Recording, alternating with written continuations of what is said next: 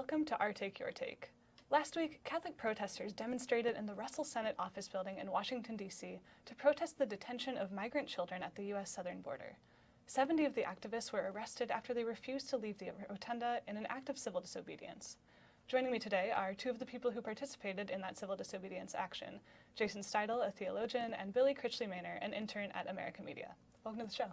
Thank you. It's great to be here. Joining me as well is Kerry Weber, an executive editor at America Media, who wrote about the experience of taking her 3-year-old son to the protest. Welcome to Our Take, Your Take, Kerry. Thank you very much, Colleen. Before we get into our conversation, I'd like to remind our viewers at home that you can submit questions for our panel on social media, and we'll try to answer as many as possible on the air. Now, let's watch a short report from Thursday's action. 200 Catholics gathered on the lawn of the U.S. Capitol to protest the conditions in the migrant camps at the border. These included women religious, lay people, and members of the clergy, 70 of whom were arrested after they refused to leave the rotunda of the Russell Senate office building. We summon your spirit today to bless our brothers and sisters who stand in solidarity.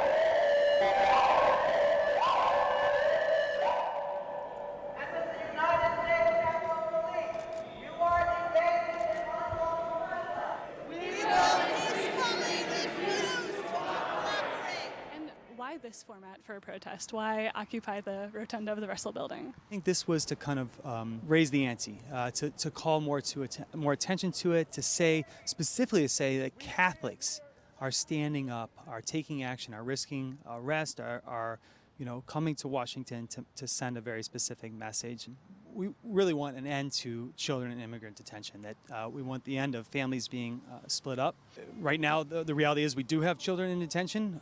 We want families to be able to remain together. We want people to be able to exist in humane conditions where they can be able to care for themselves, meet their basic needs, not live in horrific conditions where they don't have access to things like toothpaste or showers or the ability to clean themselves or use the restroom, things like that. So that's kind of a bottom line, but in the end, we're hopeful that we can come up with a system where we're not detaining children.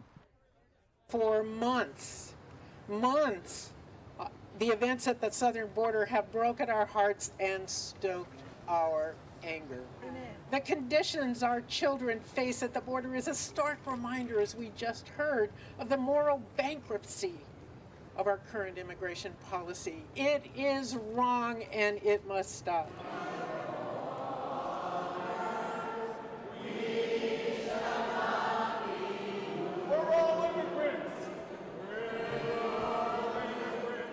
A lot of times you hear people say the church is not engaged, and I actually think that the church is very engaged, and this is kind of illuminates that engagement. For America Media, I'm Colleen Dulle.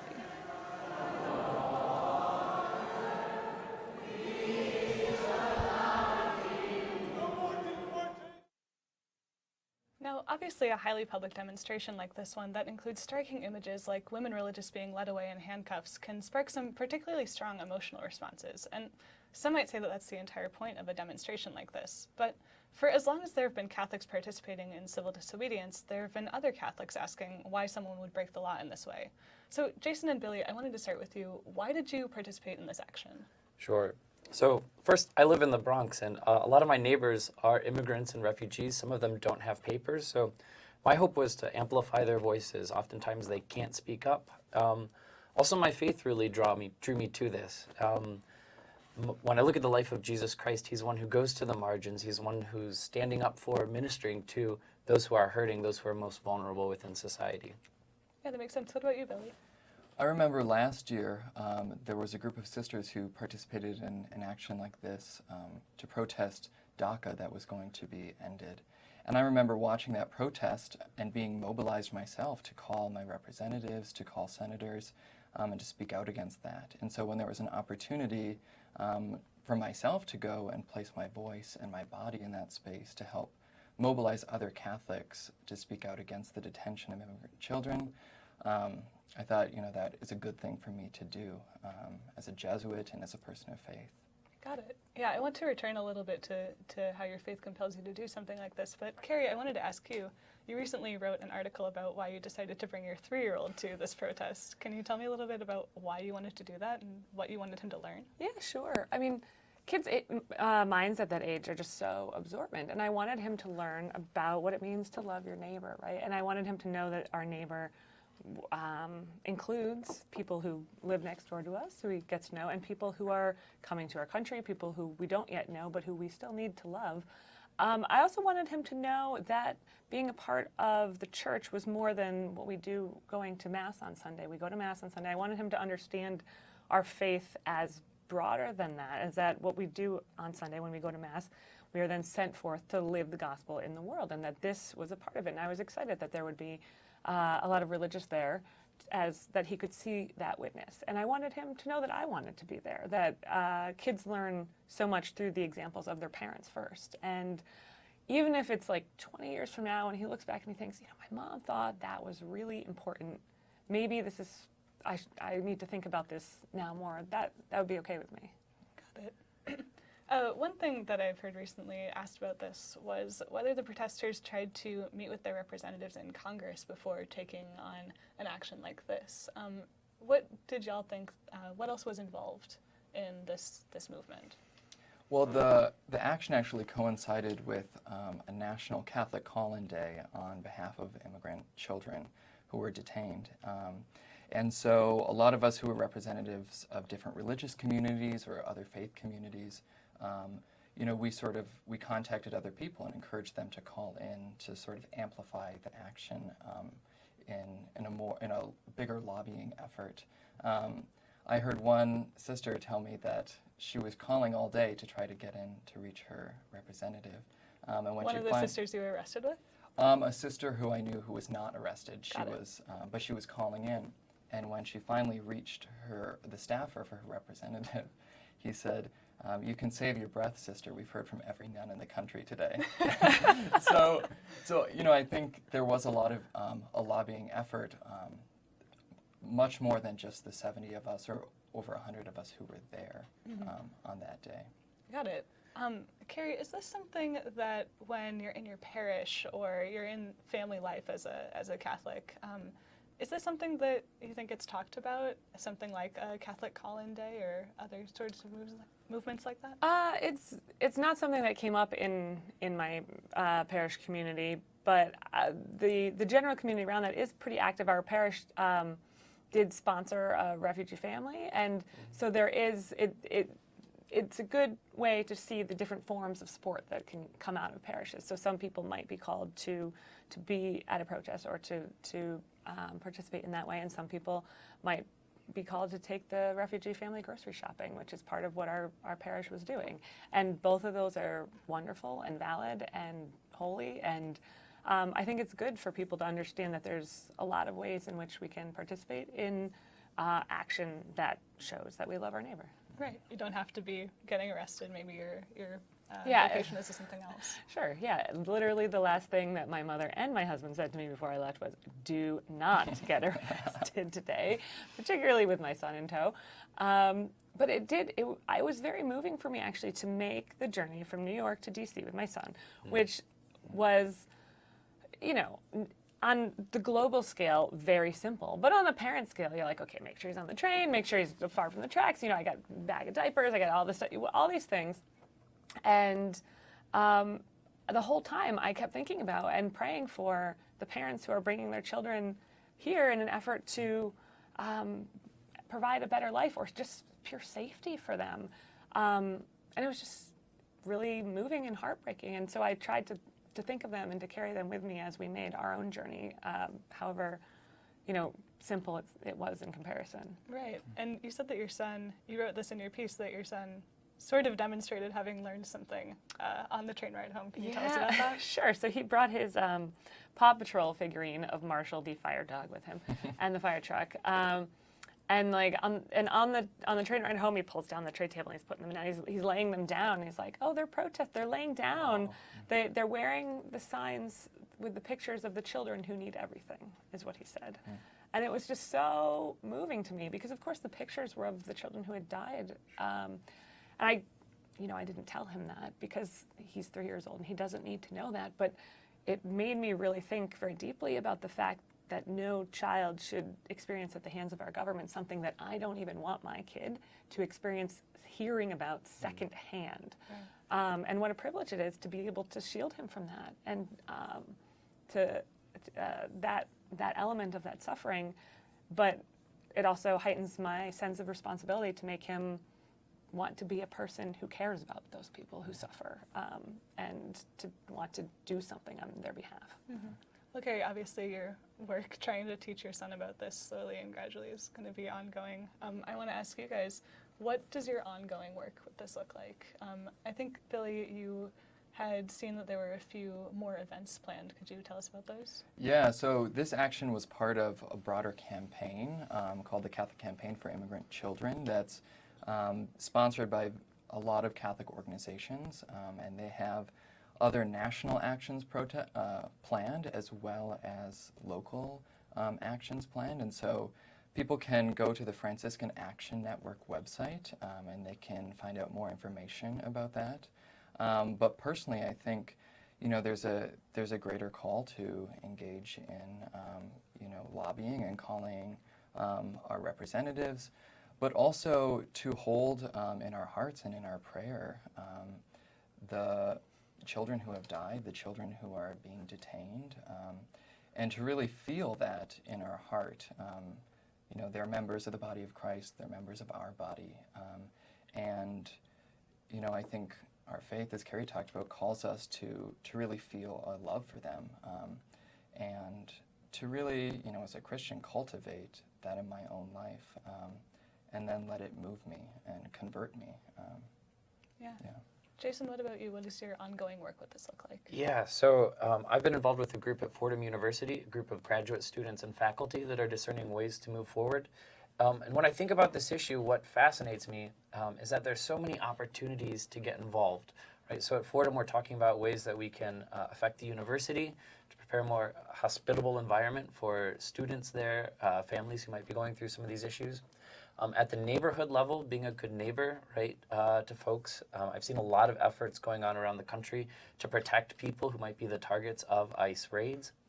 But then also ongoing organizing efforts here in the city. So thinking about what would it be like to bring an action like what happened in D.C. to New York City, and to be able to participate in that.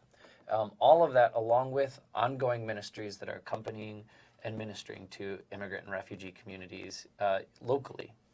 Got it. Yeah, it seems like obviously you two are both involved in sort of ongoing efforts like you just talked about. But some folks would say, do you still need to be involved in something like civil disobedience? What would you say to that? Well, I think, this was an act of resistance, and that is sort of demonstrated by the fact that we are arrested. And it's a resistance to show, that is dramatic, to show and highlight how dramatic the difference between the gospel and the current practices at the border are. That it's a dramatic difference. But while being an act of resistance, it's also an act of solidarity. To give up a certain, for 3.5, 4 hours, a certain amount of freedom, of comfort, and that's an act of solidarity to be offered up. But it's also, I've heard from immigrant families who are in fear of being deported. I've heard from people who are ministering to them. And to know that this action on the part of Catholics can give them some consolation and some encouragement, I think that's an important stand to take to try to console them. And so, I think highlighting the difference of the separation between the Church's teaching and the practices, and to encourage Catholics to speak out. Right. That sort of consolation that you mentioned is something that's difficult to quantify, and I think that points to another question that we hear a lot, which is, how effective is something like this, and how effective is it maybe compared to other forms of protest? I don't know, I just wanted to raise that and kind of throw it to you both as, what do you think? Sure. I think it's effective for a lot of reasons. First of all, we gummed up the works. So we made a commotion at the Capitol building. We got senators' attention. There was media there covering the event. So it raised a lot of awareness, both within the Catholic community, but outside of the Catholic community, about what's going on down at the border, and that's really, really important. Got it. And I think there was a Sister of Mercy, she was 90 years old, who we were arrested with. And later that evening, in a reflection, she said, I cannot not be here and participate in this. And she visits regularly children who are detained, immigrant children. And I think, there is a question about effectiveness and success, but there's also a deeper question about fidelity. Are we called to stand up and say this is wrong? And the answer, I think, is yes. And so, we do need to take into account strategy and effectiveness. And I think we did that as well, but we also have to take into account fidelity and what we say and when we say it and how loud we say it. I think that's an important thing to think about. That makes a lot of sense. I want to remind our viewers on social media that they're welcome to send us questions if they have them for our panel. Annette on Facebook wants to know if there was any support from any bishops or other church leaders for this protest. Is it important to get support for church leaders or from church leaders for these actions? So a lot of bishops actually sent in statements of support, and several were read during the initial demonstration outside of the Capitol building. My understanding, though, of this work is that it begins on the ground. It begins at the grassroots. So last Thursday's action was led by a lot of Catholic women religious who often don't have the largest voice in the church, right? So I really see it as needing to begin at the grassroots, and if the bishops support it, that's great, and we need their support, we need their help. But I don't see these actions as originating at the highest levels of the hierarchy. Yeah. Do you remember how many bishops voiced their support? I don't remember. I think there were 7 statements that they read, I think. Got it. That was what I vaguely remember. I don't... Sure. It was a fair... Well, no, sorry. I think there were 7 statements, and they read like 3 or 4 of them. Got it. Sorry. Got it. Carrie, what's your take on this? You've been kind of involved in the Catholic activism world for a long time. On which element of it? On the involvement of bishops and, whether something can be effective starting at a grassroots level, or if we really need bishops' support for something, what that contributes. Yeah, I mean, I think too often there, unfortunately, is sort of like an us versus them mentality around the bishops. And ideally, this is just something we're all working on together. And practically speaking, are all the bishops going to show up at this thing? Probably not. Would it be nice if they did? Yeah. Would that get more attention? It would. But they sent their letters of support, and I think it was really, really effective in moving with the people that were there. And I think that's sort of just how the church works. Is sometimes things come from the ground up, sometimes they come from the top down, and ideally we're working together, and that moves things forward, and everyone kind of does the thing that they do best, maybe, but also is willing to be challenged to maybe show up to the thing that you didn't. That it makes you uncomfortable, right? I mean, I have not. I'm sort of active in a lot of the, I don't know, quote unquote, some of the social justice worlds of my parish and my community, but I have not generally been drawn to the protest. And I really felt drawn to this one, particularly because of the groups that were sponsoring it, because it was sort of this grassroots movement that was really beautiful, because I felt very strongly about this issue, because it was on behalf of children. But I hadn't been to a protest since I went to the March for Life when I was 18. So it was a very different experience, but a very beautiful experience. And I'm glad I was there, and it challenged me, and it made me step a little bit outside of what was comfortable, and I think I hopefully will continue to grow from that.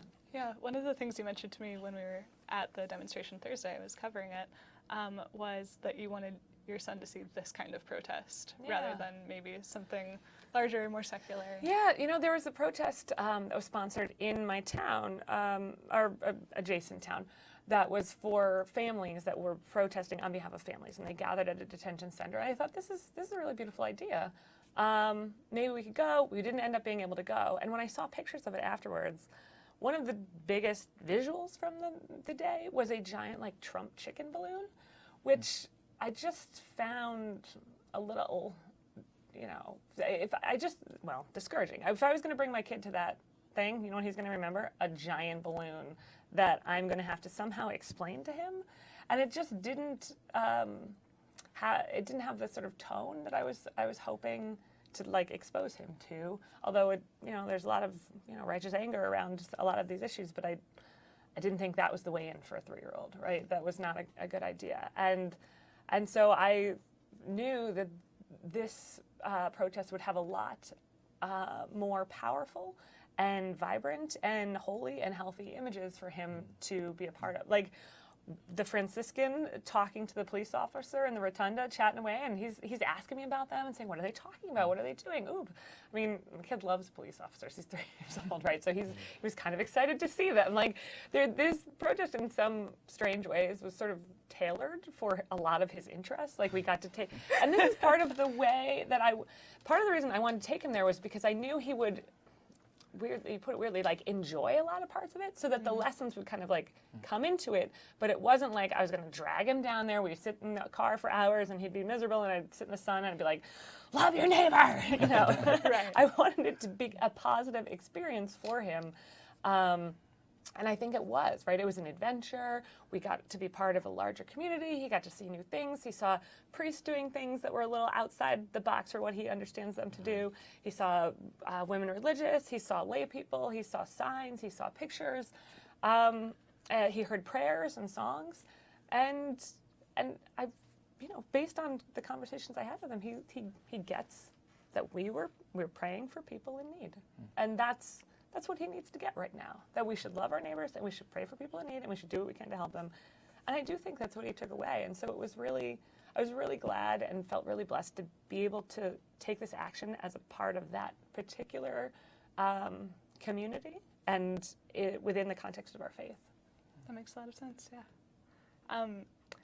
Once again, our viewers are welcome to submit questions over social media. Kerry, the one thing that I wanted to ask you was, you held a sign all day with your son that said, love your neighbor. And at the end of your article, you wrote about sharing your crackers with him as you sat waiting for these guys and a bunch of other folks to be walked out of the rotunda. And you mentioned something he said when you were sharing your snacks on the hill. He's like, we have these little crackers, and he's like, let's eat the crackers. We're really into the snacks. Okay, he's like, we can share them. I was like, oh, good idea, yeah. He's like, you're my neighbor. And I was just like, aw. I mean, I realize, you can't read too much into all of it, but he gets it, right? Like, to some degree, like, we're neighbors, we're sharing. You share with people you love, and we try to broaden the circle of who we love all the time. All right. Well, thank you all so much for joining us here on Our Take, Your Take, and for answering some of our audience's questions. If you would like more videos like this, or to learn more about the immigration crisis at the border, you can visit americamagazine.org. Thank you.